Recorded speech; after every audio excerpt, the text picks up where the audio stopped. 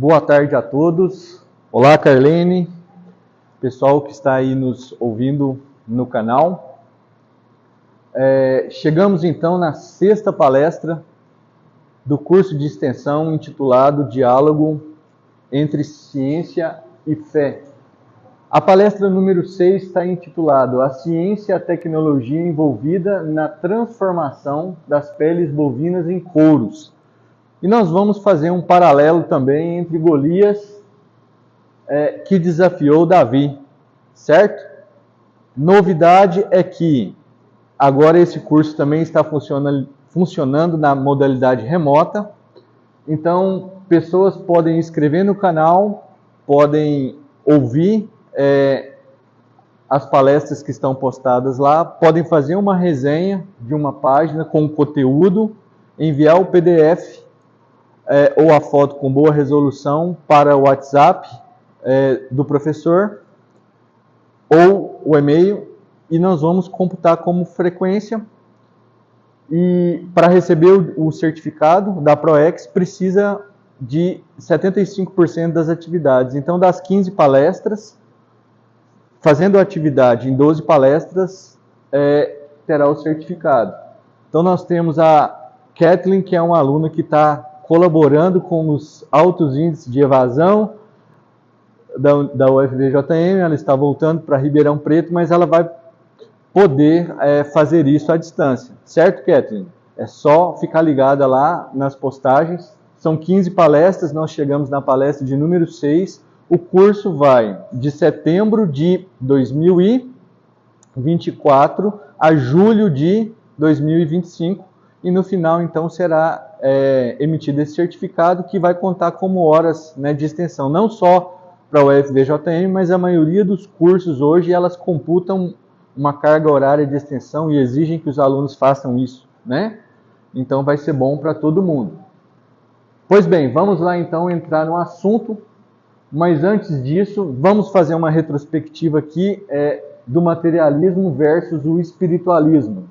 Pessoas materialistas acreditam que o ser humano só tem corpo físico, não é? Então, aonde estão as células, os órgãos, nervos, membros, músculos, ossos, o cérebro. A pessoa não tem alma e não tem espírito. Ela entende que a matéria eterna criou todas as coisas que estão nuas e patentes aos nossos olhos, mas as pessoas que entendem que nós temos alma e espírito são chamadas ou classificadas de espiritualistas, ou o espiritualismo. Então, dentro da teologia cristã existem duas linhas. Aqui acredita que nós somos dicotômicos, então não existiria diferença entre a alma e o espírito. E os teólogos que acreditam na tricotomia. Eu faço parte, tá? Eu fiz um curso de teologia, eu defendo a linha tricotômica, que nós somos corpo, alma e espírito. Eu defendo uma divisão clara entre a alma e o espírito. E a Bíblia dá suporte em alguns versículos, de Gênesis a Apocalipse, tá? E um deles diz assim, que o próprio Deus da paz o santifica inteiramente. Santificar inteiramente como um ser completo, como um ser inteiro. E esse ser inteiro é espírito, alma e corpo, e sejam preservados irrepreensíveis na vinda de nosso Senhor Jesus. No final da palestra passada eu disse, né, que quando uma pessoa morre, ela sai com o espírito consciente. Então a alma é uma parte do corpo muito interessante, porque ela conecta o espírito ao corpo. O espírito não conecta diretamente com o corpo, ele conecta através da alma. Então veja bem que a alma ela tem uma parte fisiológica, onde está a sede das emoções, a psique. Ela pode ser estudada pela psiquiatria, né? pela neurologia, as sinapses, todas as ramificações, né, do sistema nervoso central. Porém, o espírito, quando sai do corpo, ele leva a consciência, e a consciência está na alma. É uma pessoa que vem a falecer hoje, ela sai com o espírito consciente, que pode ir para o lugar de tormento ou para o seio de Abraão, que é chamado de paraíso, né? E nós ainda falamos aí que entre o seio de Abraão, que é o paraíso, e o lugar de tormento, existe um abismo aonde está preso o Leviatã. Mas esse Leviatã, que personifica o diabo, ele tem seres que são espirituais comandados por ele, que estão inclusive sob a face da terra. Mas Jesus, quando você lê os evangelhos, você vê que Jesus expulsou demônios de pessoas, e tinha pessoas que tinham muitos demônios, né? Aquele jovem gadareno, ele estava oprimido por uma legião de demônios, e Jesus então expulsou esses seres que existem no mundo espiritual. Então, somos corpo, alma e espírito, segundo a teologia tricotômica, tá? Mas no corpo nós precisamos de proteína.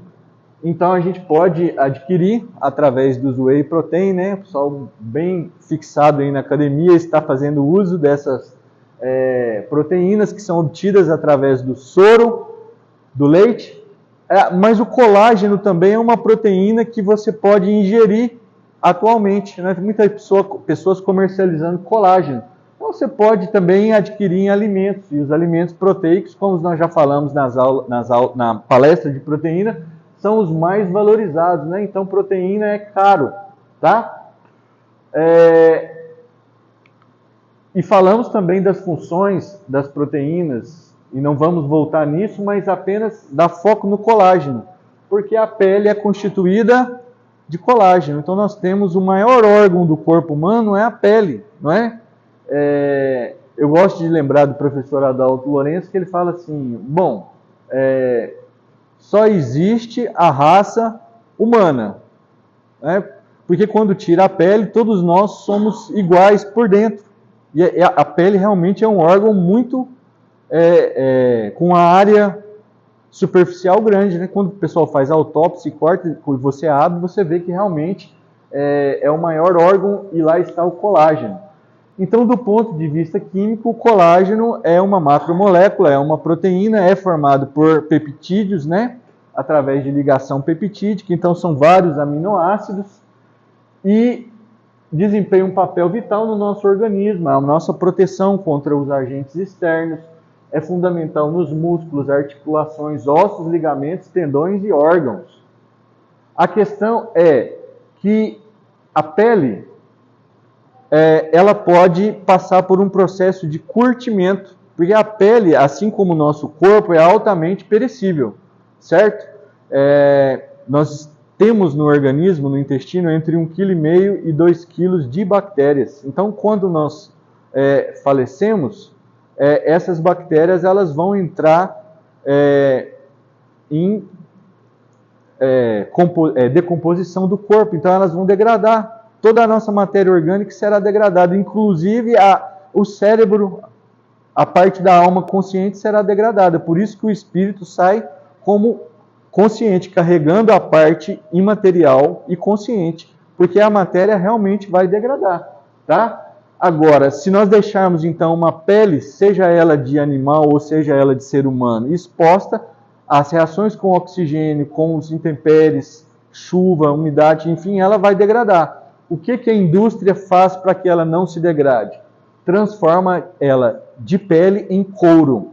Então, o couro, para ele ser resistente a essa degradação, você precisa fazer o curtimento. E o curtimento você faz com crômio. Então existe um produto químico lá chamado sulfato básico de crômio. Ele é verde porque o crômio está na forma trivalente. E o crômio é um metal que pode ser altamente cancerígeno. Tem até um filme nos Estados Unidos que ficou famoso com aquela Julia Roberts, onde ela descobre um lençol freático de uma cidade contaminado com crômio hexavalente. Então o pessoal morrendo de câncer, né? Eu estou falando isso porque eu estou com a mente ainda, porque eu acabei de voltar da Copasa, né? E eu vi o tratamento de água que é feito para Janaúba e região, e me garantiram que é um tratamento onde você tem metais pesados, todos dentro do limite da portaria de potabilidade. Tá? Mas nessa cidade lá nos Estados Unidos, o lençol estava contaminado e o povo ingeria água e ficava doente com crômio 6. Mas aqui, lá no curtimento, usa o crômio 3. O crômio 3 é verde, o crômio 6 é laranja. Tá? E aí você tem, então, uma ligação desse aminoácido, por exemplo, que é o ácido glutâmico, ele tem no final dele, né, a parte carboxilo terminal, que pode fazer uma ligação com o crômio, é uma ligação ácido-base de Lewis. Então, a carboxila do aminoácido da proteína é a base de Lewis e o crômio é um aceptor de elétrons, o subnível D dele é vazio, então ele é preenchido e é uma ligação muito estável e muito forte, tá? Então você tem então o curtimento. Mas o interessante, ó, aqui nós estamos no frigorífico, que é um local onde você tem aí a produção de carnes no Brasil, né, tanto para exportação quanto para consumo interno. E como que é o processo de você levar essa pele para transformar em artigos de luxo, como bancos no interior de carro, né? O Zapalá gosta muito de carro, eu também. É muito bom quando você consegue adquirir um carro ou então colocar um artefato de couro no seu banco, né? Nos sofás também, né? Embora seja um material caro, e é caro por causa do processo. O processo é lento, você consome muitos produtos químicos, tá? E nós vamos falar um pouco disso agora. São 35 dias desde a pele sair do frigorífico até ela ir parar no banco de um carro, ou num sofá, tá? Ou no banco de um avião. Você tem um fluxograma complicado, repleto de etapas mecânicas, químicas, biológicas, para você chegar no final e ter um couro acabado num artigo aí, né, de luxo, né? As bolas de golfe, por exemplo, podem ser acabadas com couro. Você tem luvas, você tem sapatos de segurança, você tem uma série de artigos que dá para utilizar, tá? Então, ó, a primeira etapa é chamada de caleiro. Então, essas peles chegam lá. No curtume, a indústria de couros, ela é chamada de curtume. Ele está muito concentrado na região sul do Brasil. Infelizmente, é uma empresa ou um ramo de empresas que poluem muito o meio ambiente.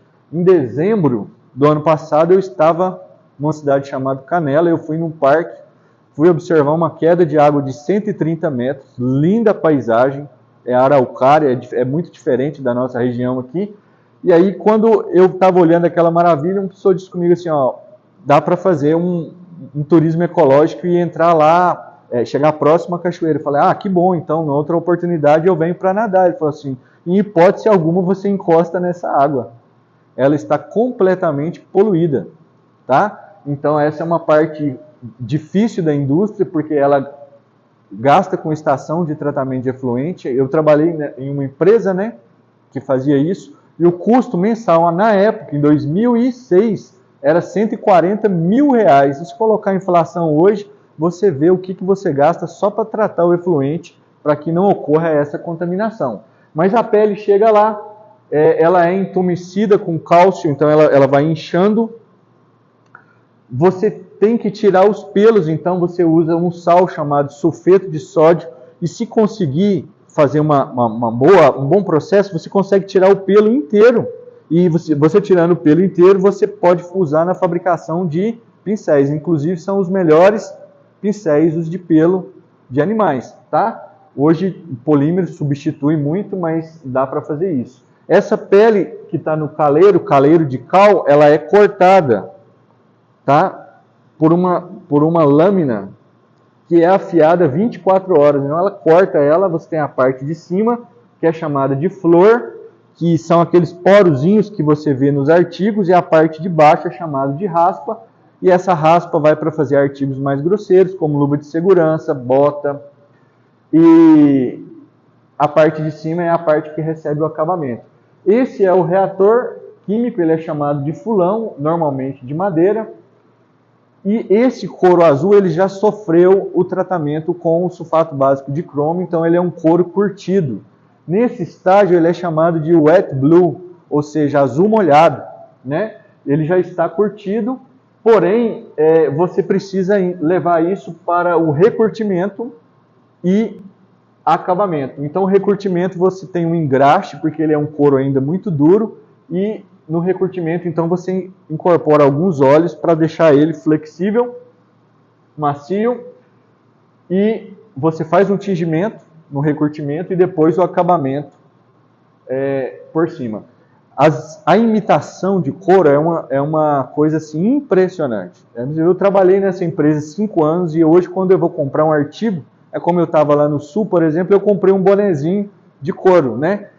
E é óbvio, eu estava numa cidade turística onde isso não tem falsificação, mas mesmo assim eu olho no contrário, porque o poro, aquela estampa, ela é altamente plagiada, mas o carnal, dá para você ver no fundo, o pessoal não consegue imitar aquela parte que fica a parte interna do boi, aquele chamado de carnal. Então você olha por dentro para você não ser enganado, tá?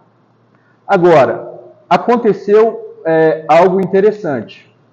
Quando eu estava trabalhando nessa empresa, a Alemanha, os alemães trouxeram essa cultura para o Rio Grande do Sul. Então, a maioria das pessoas que eu convivi nessa empresa são de origem alemã, tá? E assim que eu entrei para trabalhar nessa empresa, eu fiz um estágio de 100 dias, eu era graduado, né, tinha terminado a graduação de Química e participei de um treinamento de 100 dias. Nesse período, eu conheci todas as etapas e eu encontrei um material que estava separado numa área segregada, 4.000 unidades, com material que estava recurtido, tingido, porém seco. Não é aquelas superfícies de tamborete, aquele duro, ressecado, parecendo uma sola.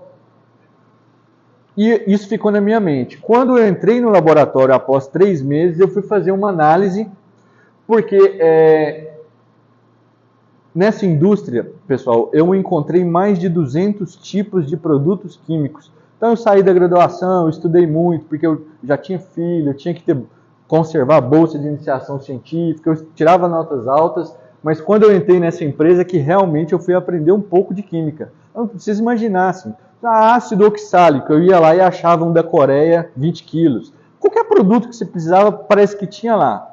Porque é muita química envolvida nisso aqui e foi onde eu tive um aprendizado muito grande. Mas no primeiro dia que eu entrei no laboratório, a primeira análise que eu precisei fazer, e eu fui saí da graduação e fui contratado nessa empresa como encarregado de laboratório, e a gente estuda na graduação de tudo um pouco, né? Ainda mais num curso igual aqui, Ciência e Tecnologia, interdisciplinar, você estuda de tudo um pouco, mas assim, você não fica bom em nada. Essa que é a verdade, você precisa especializar. E na química também não era diferente, tá? Então, esse treinamento me ajudou, mas eu entrei num lugar onde tinha 5 colaboradores que já tinham entre 5 e 10 anos de empresa, e eu entrei para assumir a equipe, então tinha uma questão dessa ordem envolvida. Só que quando eu fui fazer a análise, eu fui analisar um óleo de peixe que tinha sofrido um processo de sulfatação e sulfitação. E esse óleo de peixe era usado justamente no recurtimento, tá? E o processo no recurtimento é o seguinte: esse óleo precisa penetrar nas fibras, atravessar, tanto o óleo quanto o corante, sempre tem isso, ele tem que atravessar, né, todo o diâmetro, ou melhor, eu posso chamar de diâmetro da pele. Depois que ele atravessa, você tem que fixar ele, tanto o corante quanto o óleo.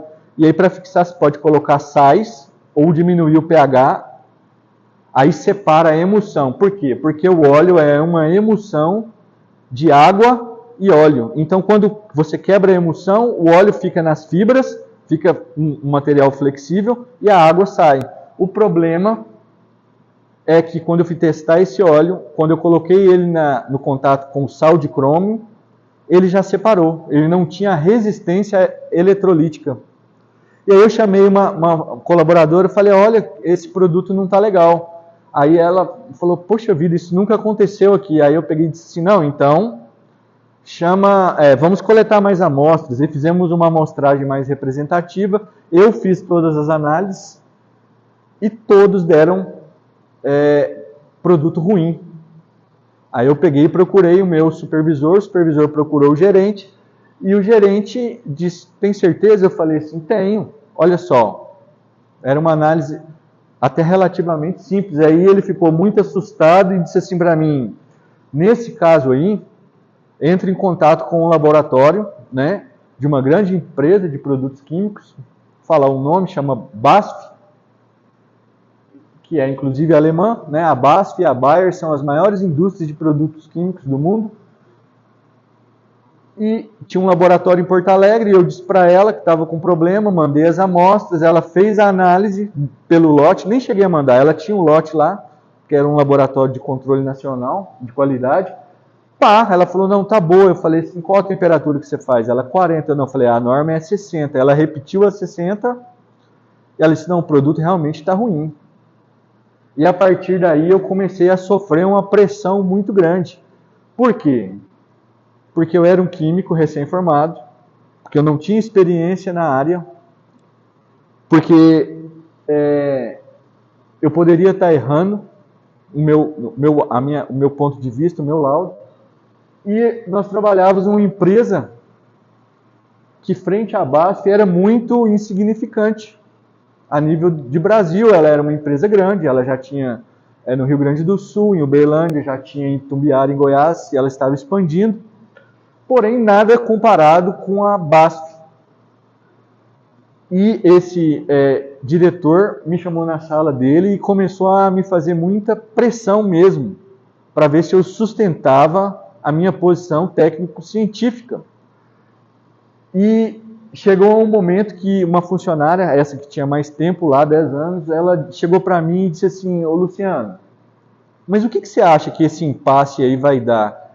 Falei assim, eu acredito que nós vamos vencer essa batalha. Porque acabou que começou a ser uma batalha. A BASF fazendo pressão, mesmo assumindo ali parcialmente a culpa, ela enrijeceu, principalmente pelo pessoal da sede na Alemanha, porque era uma coisa que nunca tinha acontecido com nenhum produto dela. E foi acontecer justamente na minha primeira análise, no meu primeiro dia no laboratório, no meu primeiro contato com a minha equipe. Então, eu comecei a viver um momento e eu disse para essa colaboradora, falei assim, não, nós vamos vencer essa batalha.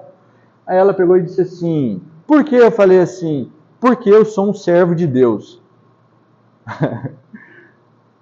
Aí eu tirei as coisas do mundo físico e levei para o mundo espiritual, que tem algumas pessoas que acham que não existe, mas nós bem sabemos que existe. A Bíblia diz que existe. Quem crê na Bíblia sabe muito bem que existe. Tem pessoas que acham que as batalhas são só no mundo físico, os materialistas acham que as batalhas são só no mundo físico, que eu preciso vencer com a minha força de intelecto, com a minha força do braço, com a minha melhor habilidade, com o meu treinamento, com a minha capacidade. Mas eu logo saí dessa esfera e levei para uma outra esfera, que é a esfera espiritual. E diante ali das pessoas, tanto da diretoria quanto da minha equipe, eu me mostrava muito resolvido sobre isso. Porque eu não podia gerar dúvida nas pessoas. Eu logo associei os 4.000 coros, porque eu falei, bom, se esse produto está ruim, é exatamente isso que aconteceu. A hora que colocou ele dentro do reator, ele já quebrou a emulsão, separou o óleo da água, e ao invés de penetrar para deixar flexível, ele ficou só por fora, superficial. E você via o aspecto encebado e duro. Então ele parecia um couro de tamborete com gordura por fora. Eu falei, é óbvio que esse produto é responsável por isso. 4.000 unidades. Mas se você pensar que cada unidade tem 10 pés quadrados, acho que é isso. Em área, em metros quadrados, posso estar enganado. Em metros quadrados é mais ou menos de 4 a 5 metros quadrados um couro. Então você multiplica isso por 4.000, você tem uma área enorme, tá? De um material caro. Bom, por mais que na frente das pessoas eu me mostrasse como resolvido, na minha casa eu fazia algo que os cristãos fazem, que é orar. e chorar, porque de fato eu estava sofrendo uma pressão muito grande, com entre 3 e 4 meses ali naquela empresa assumindo aquele cargo. E logo, essa história tem um paralelo, resguardando as devidas proporções, né, obviamente, com uma história que aconteceu com o povo de Israel. Essa ilustração representa Davi contra Golias. Talvez seja uma das histórias mais contadas na igreja evangélica, na igreja católica. Dentro do cristianismo, talvez seja uma história assim, emocionante. Tem vários filmes que foram feitos já sobre esse episódio. Está descrito na Bíblia, está descrito em outras culturas também. E aqui nós temos Davi. Na aula passada eu cometi um erro, né? Vamos retratar aí, porque de Abraão até Davi foram 14 gerações. De Davi até na deportação da Babilônia foram mais 14 gerações. E da deportação da Babilônia até Jesus Cristo foram mais 14 gerações. Então 14, 14, 28. 28 com 14, 42. Então tem 42 gerações de Abraão até Jesus. E Davi, na genealogia de Cristo, tem Davi. E Davi era filho de Jessé. E Jessé viveu num povoado que era próximo ou fazia parte de Belém. É como, por exemplo, Vila Nova dos Poções. Eu lembrei de você falando. Faz parte do município de Janaúba, certo? Janaúba tem vários povoados. Então, Jessé morava em um deles que fazia parte de Belém. E um profeta na época chamado Samuel conversou com Deus numa cidade a 56 quilômetros desse lugar, e Deus disse para ele: você vai tolerar Saul até quando? Falando com Samuel. Samuel disse: bom, o que devo fazer? Então ele falou assim: você vai encher a botija de azeite, então não é mais óleo de peixe, agora é óleo de oliva, né? Não é isso? Azeite. E você vai levar até uma cidade e vai ungir um novo rei. Porque nesse momento aqui da história era teocracia, ou seja, o governo era completamente de Deus. Deus escolhia quem ele colocava no lugar e quem ele abatia, quem ele exaltava e quem ele diminuía. E ele decidiu abater Saul, que foi um povo escolhido, sim, pelos israelitas, mas com aval de Deus. Então era um homem forte, era um homem bonito. A Bíblia diz que ele tinha alta estatura, Saul. Porém, Saul desobedeceu a Deus. E se você ler a Bíblia, você poderia tirar uma lição, um tripé fundamental. Deus trabalha com a obediência. Obedeceu a Deus, você o agrada. Desobedeceu, você o desagrada. E o Espírito Santo de Deus, que está aqui no nosso meio hoje, na era da graça, ele alegra e ele entristece.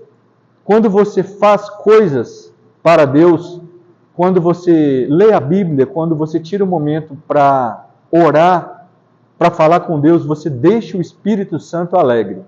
Quando você envolve demais com entretenimento, quando você faz coisas que a sua natureza até gosta, mas são contrárias à Bíblia, e isso é chamado de pecado, você entristece o Espírito Santo e ele afasta de você. Quando você arrepende e pede misericórdia, ele é amoroso, ele volta. Mas pelo fato dele ser santo, ele não pode habitar em lugares que são profanos. Então, para que ele fique alegre, para que você tenha uma vida alegre com Deus, você precisa obedecer a Bíblia. Saul não obedeceu, o Espírito Santo foi retirado de Saul e foi adicionado sobre Davi. Mas antes disso acontecer, o profeta Samuel disse assim: Saul vai me matar. Porque normalmente quem é rei não quer deixar de ser rei, não é? Porque ser rei traz uma grande responsabilidade, mas também traz muitos ônus, traz muitas benesses ou benefícios, certo? Portar uma coroa. Mas então Deus diz para o profeta Samuel: você vai e quando chegar na cidade, diz que você leva o novilho, vai sacrificar, e eles não vão te incomodar por isso. E Samuel foi a cavalo, 56 quilômetros, e chegou. E logo os líderes da cidade já disseram para ele, você veio por quê? Em paz ou em guerra? Aí ele disse, não, eu vim em paz, vou oferecer um holocausto, vou sacrificar, diga a todos da cidade. E eu vou para a casa de Jessé, diga a Jessé para reunir todos os seus filhos, que nós vamos fazer o sacrifício na casa dele. E o sacrifício era o seguinte, tinha a gordura para Deus, que era queimada como oferta em culto, mas a carne assada era o churrasco para o povo. Então foi exposta uma grande mesa na casa de Jessé, e com todos os filhos. E logo que Samuel chega à casa de Jessé, ele encontra Eliabe. E por Saul ser um rei vistoso e grande, Samuel olha e fala assim, certamente, né, conversando consigo mesmo, a sua psique, ele em pensamento falou assim, deve ser esse. E aí Deus disse para Samuel, não é esse, eu tenho rejeitado. Olha para você ver que Deus rejeita pessoas que têm uma boa aparência, mas que têm um coração longe dele. Então, nós estamos numa era onde nós todos, nós estamos preocupados com a aparência, né? Vamos para a academia, adquirimos produtos de limpeza, de higiene pessoal, de cosméticos. Antigamente as mulheres faziam isso muito, hoje os homens fazem também. Eu tenho lá em casa, né? Gastei R$600, de vez em quando eu vou lá, passo lá o ácido, qual é o ácido, Carlene? Agora eu me esqueci, né? São 4 produtos, eu e minha esposa usamos junto. Eu não tenho vergonha de falar isso, eu também quero ficar bonito, não, Zé Palar? Vamos em etapa, né? Vamos em etapa. Mas não é isso o importante. Aquele homem era um homem de guerra, era um homem valente, tinha postura, mas Deus rejeitou ele. E depois veio o segundo, Abimeleque. Esse também não. Samar, terceiro, não. E fez passar os 7 filhos na frente do profeta. Então, além desses 3, tem outros 4 que Deus olhava e disse, não é esse, não é esse, não é esse. Então o profeta fala, você tem mais algum filho? Ele falou assim, eu tenho o 8º, o caçula. Mas ele está lá, cuidando das ovelhas, no pasto. Se mande-o chamar. Porque assim, olha o que é a fé de um homem que ouve a voz de Deus. Passou 7. Não são 7, ele tem que ter outro. Porque Deus mandou eu vir aqui ungir um filho e nenhum desses é. Então vai chamá-lo. Só que o profeta entendeu tanto isso que ele falou assim, ninguém come até ele chegar. Por quê? Porque ele já estava escolhido por Deus, já era automático. Certamente quando ele chegasse, como Jessé não tinha outro, era ele. E exatamente quando Davi se aproximou, Samuel olhou para ele e disse, esse é o escolhido. Então você vai ungir ele, rei de Israel. Ele ungiu no mundo espiritual, aquele homem que diz que era de uma aparência formosa, com os olhos brilhantes, de pouca idade, talvez um adolescente, um jovem, recebeu um grande poder do céu. O Espírito Santo dominou ele, a Bíblia usa a palavra dominou. Porém, de Saul, ele já apartou, ou seja, separou. Porque não é como hoje que o Espírito Santo pode ficar sobre todos que desejam a Deus. Naquela época era reis, sacerdotes e profetas. Então saiu de Saul e dominou Davi. E já existia ali uma competição interna, provavelmente familiar. Mas Davi recebeu essa autoridade. E Israel, que vivia em guerra, como está até hoje, estava em guerra contra os filisteus. E os filisteus tinham um representante da cidade de Gate, e esse se chamava Golias. Então, Davi foi logo promovido por Saul, porque Saul gostou dele. Mas Jessé entregou para servir ao rei. E ele não foi rei de imediato, mas ele foi o ajudante das armas de Saul. Então você vê que ele foi promovido rapidamente por um posto. Eu sou um rei, eu vou deixar uma pessoa cuidar das minhas armas, alguém da minha alta confiança. É como se ele fosse o ministro. Davi estava esquecido num pasto longe dos holofotes, mas logo ele foi colocado numa posição de expoência. E ele servia junto ao rei. É normalmente isso que tem que acontecer quando Deus ele apodera da vida de uma pessoa. Quando o Espírito Santo entra na vida de uma pessoa, tem que ter uma modificação, inclusive física, palpável, porque Deus está dentro de um ser humano. Então Deus ele tem um propósito com aquilo ali. Pode acontecer como aconteceu com esse jovem. Só que um espírito mau da parte de Deus começou a aproximar de Saul. Quando o Espírito Santo, que é o Espírito do Senhor, saiu, automaticamente aproximou um espírito mau que era mandado por Deus. No final da palestra, 3 ou 4, o professor Ricardo tocou nesse ponto. Zapalá deu uma aula ali para ele, e eu também pude fazer alguns comentários no final, sobre esse espírito mau da parte de Deus, porque é um ponto complexo. E a Bíblia diz que Deus é pai dos espíritos. Então, os espíritos maus ou demônios, também eles têm origem em Deus, mas com o livre-arbítrio que eles tiveram, eles não decidiram obedecer. E o galardão da desobediência foi a transformação de anjo de luz em demônios. E o espírito mau atordoava Saul, e Saul falava: chame alguém que saiba tocar instrumento para que ele fique, para que eu possa melhorar dessa situação, porque ele ficava numa situação muito ruim. E aí o pessoal que o assessorava, Abner, né, Saul tinha muitos, um colegiado ali de assessores. Só, a gente conhece um, ele é filho de Jessé, ele toca lira, é um moço valente, um moço corajoso, boa fala, boa pessoa, vai lá e chama ele. Então Davi chegava, tocava a harpa e o espírito mau afastava de Saul. Então veja que no mundo espiritual também não existe um campo neutro.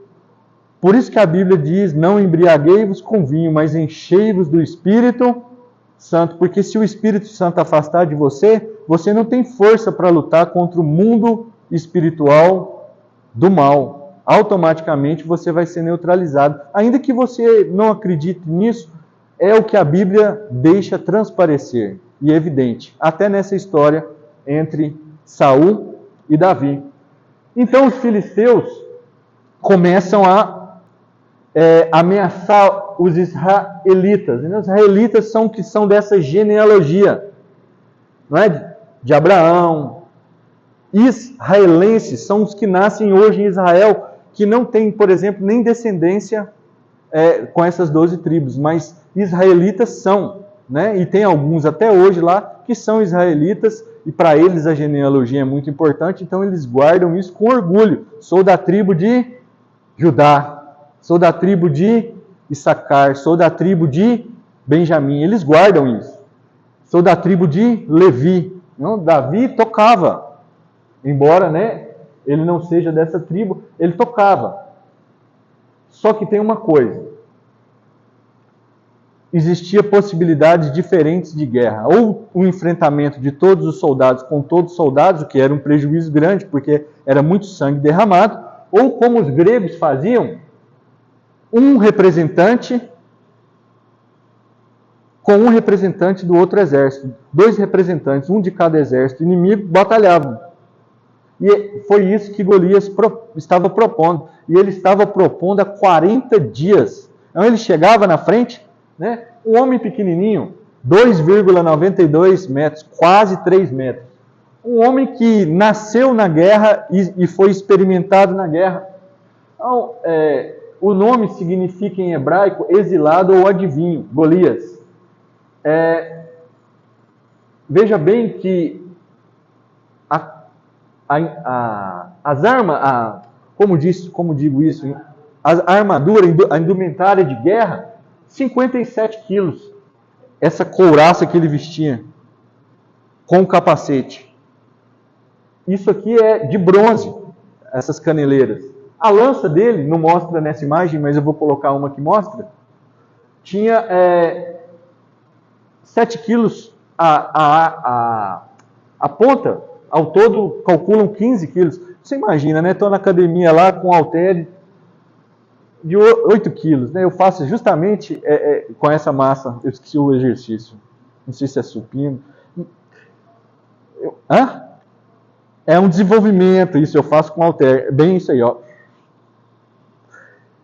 8 quilos em cada mão. A lança para jogar na pessoa, assim, não era de ferro, provavelmente estava corroída, né? Ia matar só pela ferrugem, mas, gente, é uma coisa desproporcional. Ele chegava e falava assim: eu sou um filisteu, vocês são escravos de Saul.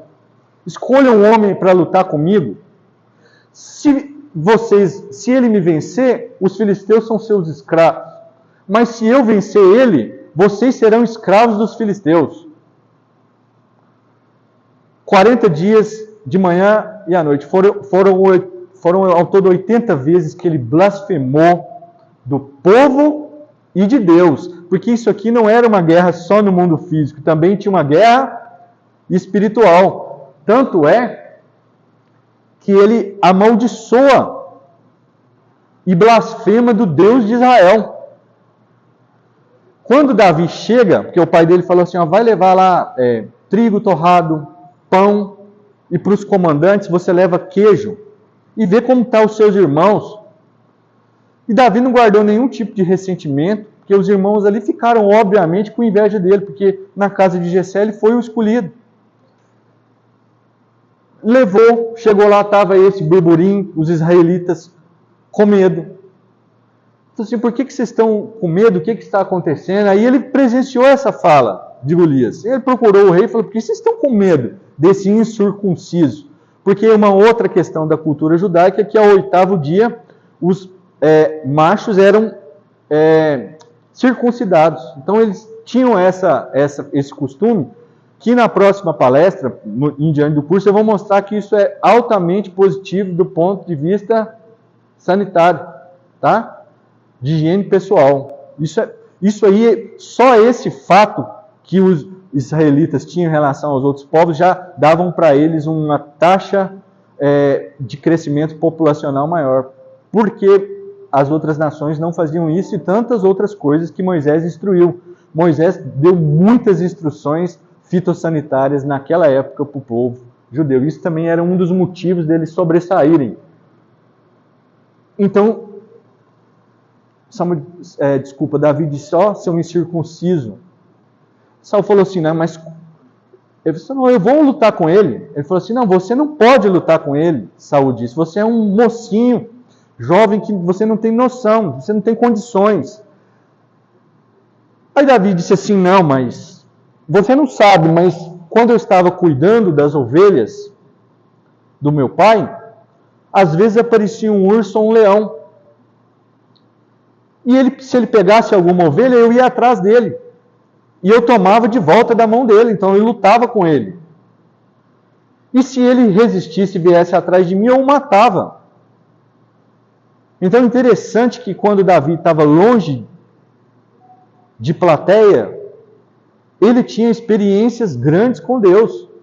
Certamente ele vivia nesse pasto em profunda oração e adoração, de tal forma que antes de ser ungido, ele já estava num momento de preparação muito elevado, que as pessoas não viam, por isso desacreditavam. Então eu entendo também que você pode, no seu secreto, buscar a Deus de tal maneira que não interessa se o mundo vê ou se não vê, mas você pode ter experiências grandiosas com Deus, porque para um jovem, um adolescente, matar um urso e um leão, tem que ter intervenção sobrenatural, porque isso não tem explicação material. A hora que Saul ouviu a história, ele teve que tomar uma decisão, e uma decisão difícil, porque rei tem que tomar decisão difícil. Por isso que nós precisamos ter nos altos cargos públicos, políticos, pessoas de elevada capacidade intelectual, porque as decisões que tomam, elas vão para ser desdobradas para toda a população. Não é inadmissível você ter pessoas de baixa capacidade intelectual em altos cargos governamentais. Saul falou assim, bom, se eu deixar ele ir, o que vai acontecer? se ele perder, eu vou ter que tornar o meu exército escravo de filisteu. Porém, se isso que ele fala é verdade, se eu deixar ele ir, já que ninguém quer, e se ele ganhar, eu é que vou escravizar os filisteus. Ou seja, eu vou ter mão de obra.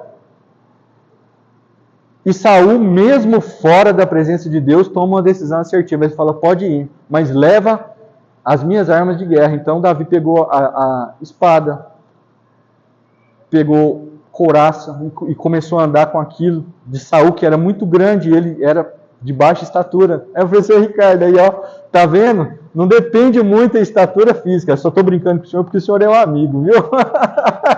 Então não é bullying, e nem com ninguém que está assistindo. Desengonçado. Não tinha costume, não era guerreiro. Jogou de lado, passou num córrego, pegou 5 seixos, que são pedrinhas, assinem a lista, viu? Pedrinhas arredondadas, e foi para onde? Para a guerra com Golias. Quando Golias viu ele, falou assim, você vem para cima de mim com pedras e paus, você está achando que eu sou cachorro? E aí Davi olhou para ele e falou assim, quem é você, seu incircunciso, para enfrentar o exército de um Deus que é vivo?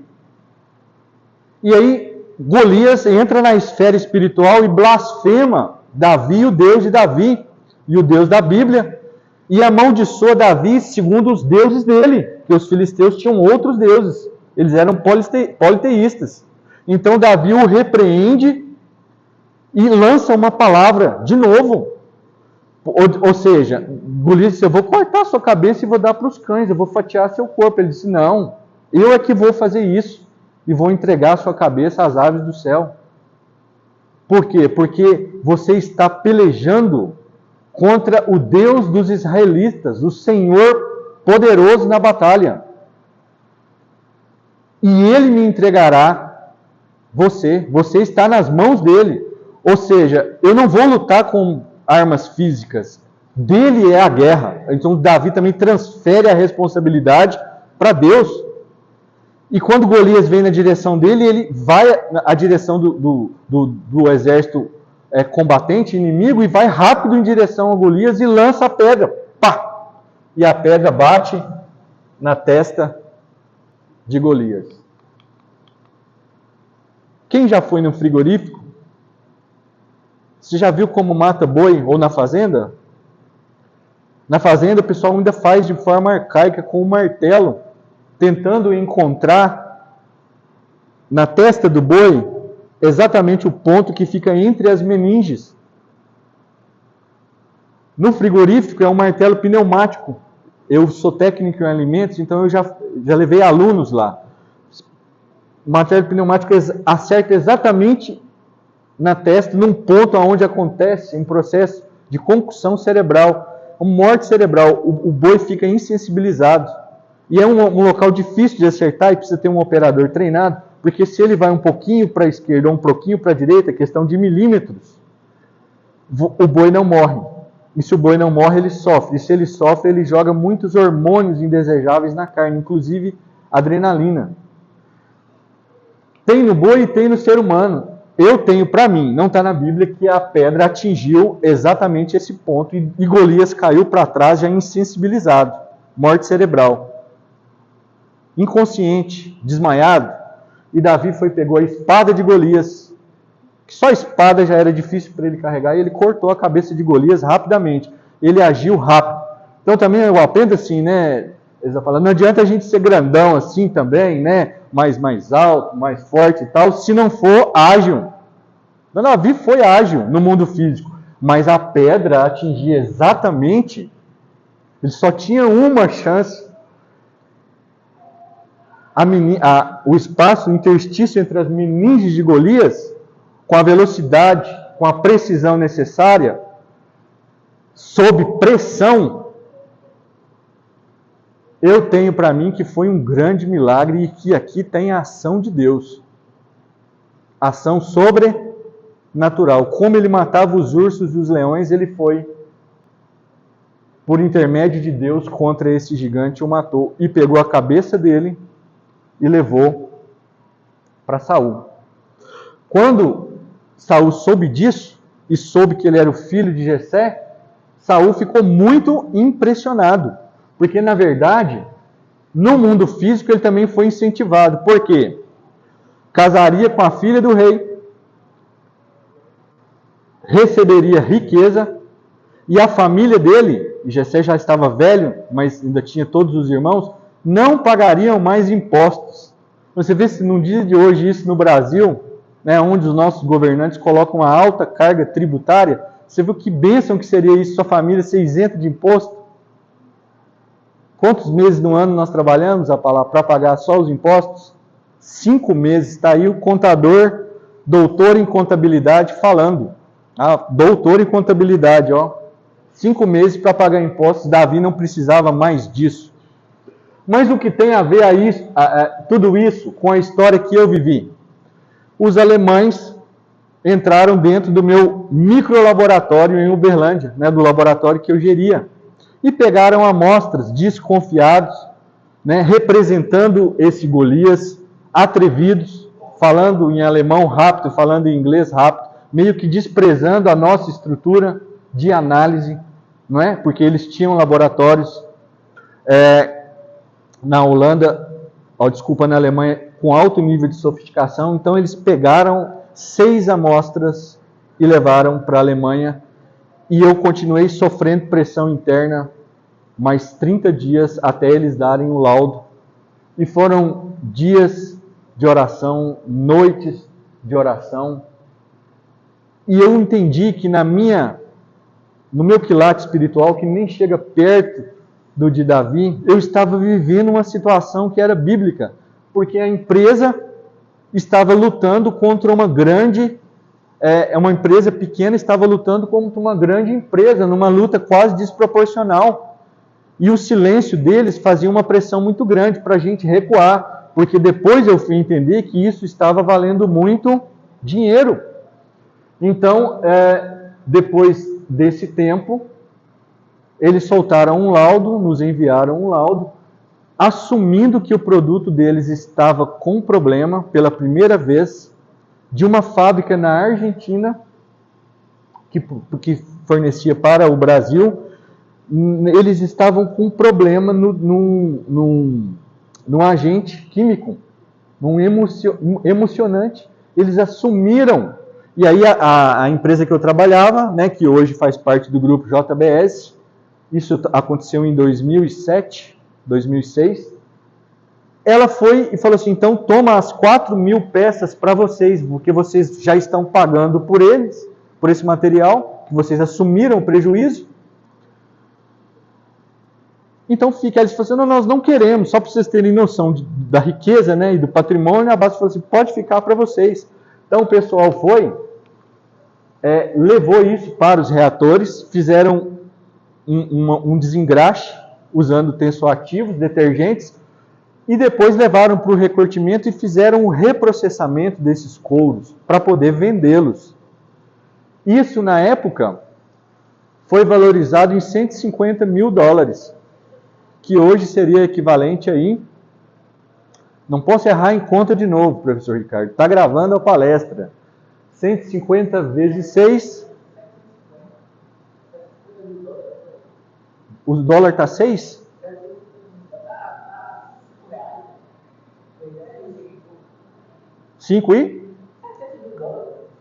Entre 700 e 800 mil dólares é a minha primeira análise no meu primeiro dia de laboratório diante da minha equipe. Sabe o que aconteceu comigo? Não ganhei isenção de imposto. Até hoje continuo pagando. Nem precisei casar com a filha do rei, né? Porque eu já estava muito bem casado. Mas fui promovido rapidamente a supervisor dessa empresa e depois fui convidado a ser gerente geral de 8 laboratórios no Brasil e um na China. E assim como o Espírito Santo falou com Samuel, falou comigo que eu não deveria mais seguir a carreira corporativa, que eu deveria seguir a carreira acadêmica. Então eu renunciei tudo isso e hoje eu sou um professor e um pesquisador mas estou feliz porque estou fazendo a vontade de Deus. Obediência significa renúncia. E nós temos que compreender que, por mais que nós renunciamos, a vontade de Deus, né, por mais que ela aparente não seja aquilo, né, que o mundo busca, o que o mundo busca? O mundo busca concupiscência da carne, concupiscência dos olhos e soberba da vida. E o que Deus busca em nós? Simplicidade, humildade. Se Deus quiser exaltar alguém como exaltou Davi, Ele pode fazer. Por fora você pode ficar rico, milionário, bilionário, empresário, mas por dentro, né, você precisa ter um coração como tinha o coração de Davi. Davi nunca deixou essas coisas subirem ao seu coração. Ele era um homem que, mesmo quando errava, ele arrependia rápido e buscava a presença de Deus e assumia os erros perante Deus e perante as pessoas. Então a Bíblia chama ele de um homem segundo o coração de Deus, diferente de Saul, que ensoberbeceu com a fama e acabou em queda e teve um final triste, um final que a Bíblia coloca até como auto-extermínio. E Saul é lembrado, o legado, como um legado ruim, mas Davi é considerado até hoje o maior rei de Israel. Né? Inclusive desse rei nasceu Salomão, da descendência de Davi nasceu Jesus Cristo, não é? Porque Jesus é da tribo de Judá. Então veja bem que maravilhoso é ser como Davi. Ou pelo menos o que Deus tem para você viver com esses desafios que a vida atual nos impõe. Porque todos nós temos obstáculos a serem vencidos, seja na área afetiva, seja na área financeira, seja na área intelectual, não é? Seja na área ministerial, nós temos desafios. E nós precisamos sair dessa palestra aqui com essa mensagem, que as guerras não são vencidas literalmente no mundo físico, que nós até precisamos fazer a nossa parte, não é? Fazer academia, cuidar da aparência, estudar, trabalhar, empreender, conquistar, mas no fritar dos ovos, né? No resumir, no mundo espiritual, Deus já tem um cenário para mim e para você, e Ele vai nos colocar lá, independente de qualquer obstáculo, independente de qualquer resistência. Você vai ter o seu bom emprego, você vai ter a sua família, você vai ter a sua casa, o seu bom carro, vai poder viajar, vai poder exercer o ministério que você tem que exercer na igreja. Existe um cenário, um quadro que já está pintado para você. E quando Deus entender que você atingiu a maturidade espiritual, e pode ser até com pouca idade, como foi com Davi, Ele vai colocar você lá e vai exaltar o seu nome, porque na verdade não é o seu nome que vai ser exaltado, é o nome de Deus. Olha que interessante. Na ótica humana, Golias tinha todos os requisitos, mas ele foi vencido por um jovem. E Golias havia humilhado os israelitas e blasfemado contra o Senhor. Então era uma guerra espiritual, e o propósito principal de Davi era elevar o nome do Deus verdadeiro diante dos israelitas que estavam incrédulos e desencorajados, e diante dos filisteus, para que eles também se convertessem ao Deus de Israel. Tudo que Deus fizer na minha vida e na sua vida é para a glória deles.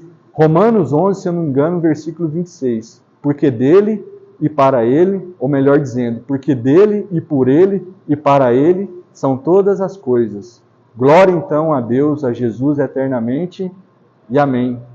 Deus abençoe sua vida, que está aqui nos proporcionando a honra presencial, e também você que está assistindo no canal. Entra no YouTube, Trajetória para o Céu, assista as palestras. Se você quiser participar de maneira remota, envie a resenha. Você pode acessar o projeto também no site Minha Trajetória para o Céu.